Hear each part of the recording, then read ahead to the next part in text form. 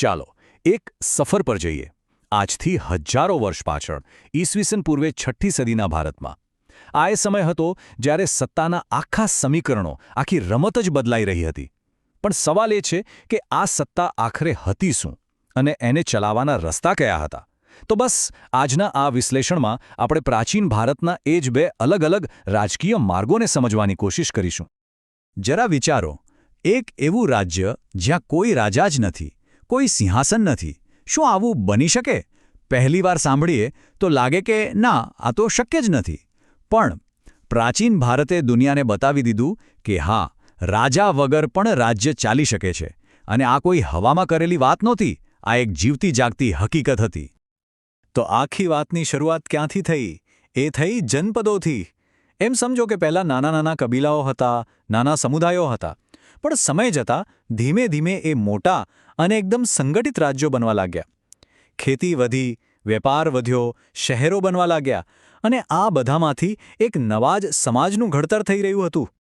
હવે જુઓ આ સમાજ જેમ જેમ મોટો થતો ગયો એમ એને ચલાવવા માટે કોઈક સિસ્ટમ કોઈક વ્યવસ્થા તો જોઈએ ને બસ આ જરૂરિયાતમાંથી ભારતમાં એક નવા પોલિટિકલ એરા એટલે કે એક નવા રાજકીય યુગની શરૂઆત થઈ એક એવો યુગ જ્યાં શાસન કરવા માટે પ્રોપર નિયમો અને સ્ટ્રક્ચર બનાવવામાં આવ્યા અને આ નવા રાજકીય મંચના સુપરસ્ટાર્સ કોણ હતા એ હતા મહાજનપદો નામ પરથી જ ખબર પડે મહાન જનપદ એટલે કે મહાન રાજ્યો આ કોઈ નાના મોટા રજવાડા નહોતા ના આ તો પાવરફુલ રાજ્યો હતા જેમણે આખા ભારતીય ઉપમહાદ્વીપનો ઇતિહાસ અને ભૂગોળ બધું જ બદલી નાખ્યું પણ કેટલા હતા આ મહાજનપદો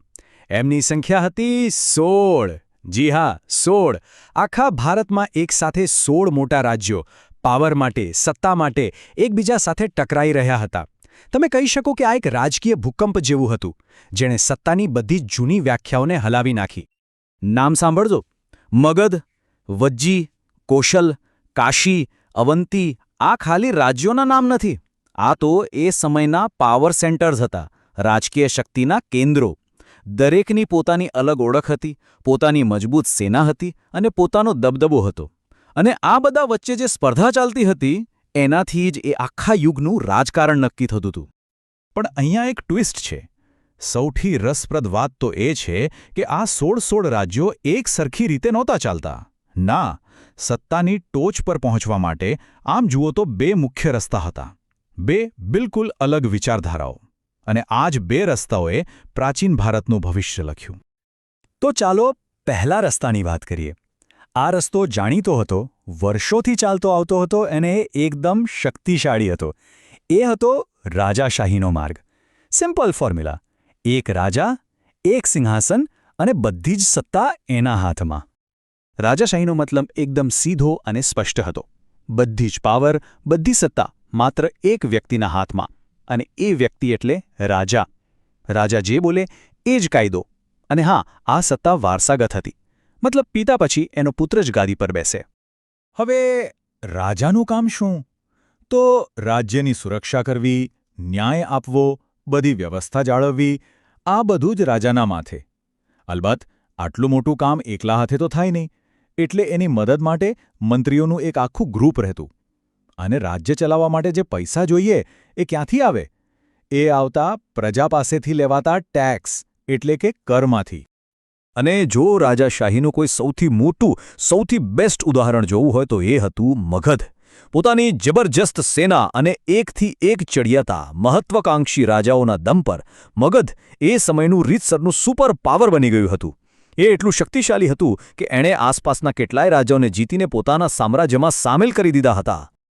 તો આ હતી રાજાશાહી એક રાજા એક મોટું સામ્રાજ્ય આ રસ્તો શક્તિશાળી તો હતો એમાં કોઈ શક નથી પણ સવાલ એ છે કે શું આ એકમાત્ર રસ્તો હતો શું સત્તાનું કેન્દ્ર હંમેશા એક જ વ્યક્તિ હોય એ જરૂરી છે અને આ સવાલનો જવાબ પ્રાચીન ભારતના અમુક વિચારકો અને શાસકોએ આપ્યો એમણે કહ્યું ના આ એકમાત્ર રસ્તો નથી અને એમણે એક બિલકુલ નવો રસ્તો દુનિયા સામે મૂક્યો એ હતો ગણરાજ્ય જેનો સીધો અર્થ થાય લોકોનું લોકો દ્વારા ચાલતું શાસન ગણરાજ્યનો આઈડિયા જ તમે જુઓ કેટલો ક્રાંતિકારી હતો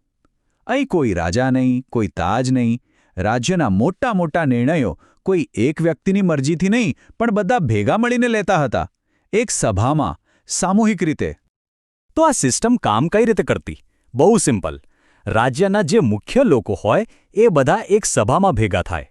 કોઈ પણ મુદ્દો હોય એના પર ખુલ્લીને ચર્ચા થાય, દલીલો થાય, અને પછી વોટિંગ થાય, મતદાન. જે વાત પર બહુમતી સભ્યો સહમત થાય એ નિર્ણય ફાઇનલ, આખા રાજ્ય પર લાગુ. કહી શકાય કે આજની જે ડેમોક્રેસી છે, જે લોકશાહી છે, એના બીજ કદાચ અહીં જ રોપાયા હતા. તો હવે આખી વાત એકદમ ક્લિયર થઈ ગઈ હશે, બરાબર? એક બાજુ છે મગધ જેવી રાજાશાહી, જ્યાં બસ એક જ વ્યક્તિ, રાજા, સૌથી ઉપર, અને બીજી બાજુ છે વજ્જી અને મલ્લ જેવા ગણરાજ્યો, જ્યાં કોઈ વ્યક્તિ નહીં પણ આખી સભા, સૌથી ઉપર. એક સિસ્ટમમાં સત્તા વારસામાં મળે, બીજી સિસ્ટમમાં ચર્ચા અને વોટિંગથી મળે. સાવ અલગ, સત્તાના બે છેડા, જાણે બે અલગ દુનિયા. હવે કોઈને સવાલ થાય કે આ બધી તો હજારો વર્ષ જૂની વાતો છે, આજે એનું શું મહત્વ? મહત્વ છે, અને બહુ મોટું છે, કારણ કે આ પ્રાચીન રાજકીય સિસ્ટમનો જે વારસો છે એ આજે પણ આપણી સાથે જીવંત છે. ખાસ કરીને ગણરાજ્યોની વાત કરીએ તો એમણે શાસનમાં સામાન્ય નાગરિકોની ભાગીદારીનો જે પાયો નાખ્યો એ અદ્ભુત હતો. એમણે દુનિયાને બતાવ્યું કે ભલે આપણા વિચારો અલગ અલગ હોય, પણ ચર્ચા કરીને બહુમતીથી એક નિર્ણય પર પહોંચી શકાય છે. અને આ એ જ આદર્શો છે જેને દુનિયાભરની આજની ડેમોક્રેસી, આજની લોકશાહી હજી પણ અપનાવવાની કોશિશ કરી રહી છે. અને આ બધી વાત આપણને છેલ્લા પણ સૌથી મહત્વના સવાલ પર લાવીને ઊભા રાખે છે.